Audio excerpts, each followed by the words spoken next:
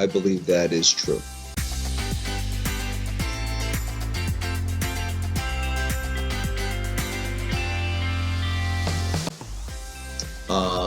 I believe that number may be on the high side, so I think that is false, although I do know there are billions of bottles that are not being properly recycled.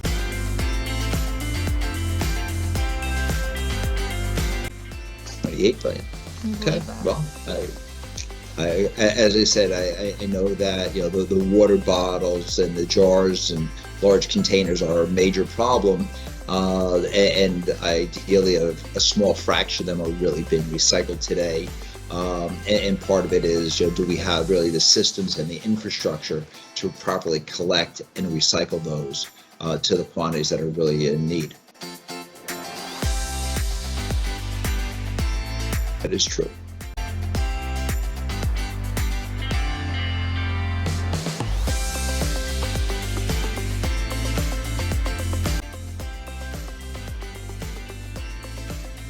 I believe that's false.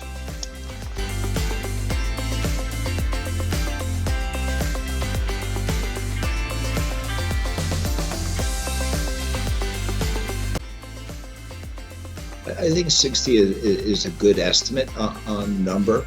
I think the caveat is that the consumers are willing to help out, and I think the number would be even higher if they could actually market it in line from a costing standpoint with what a non-sustainable package is.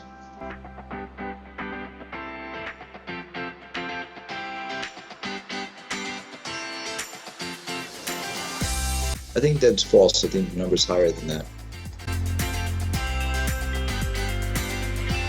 Okay, I figured that the consumers, as I said, the biggest challenge in the sustainable world is that most consumers have a strong feeling that they'd like to help the environment for our current generation and future generations. Unfortunately, pricing comes into play. And with a lot of the consumers, a lot of the Americans having very tight budgets today, looking at something that could cost 20% more than the inflated prices that they see in the stores really makes it a difficult challenge for them to really support their sustainable vision, when these costs are high and continue to escalate. But I think that it's up to us as Americans to really put sustainable packaging, sustainability, to the in the forefront and practice what we preach, and recycle it at every opportunity.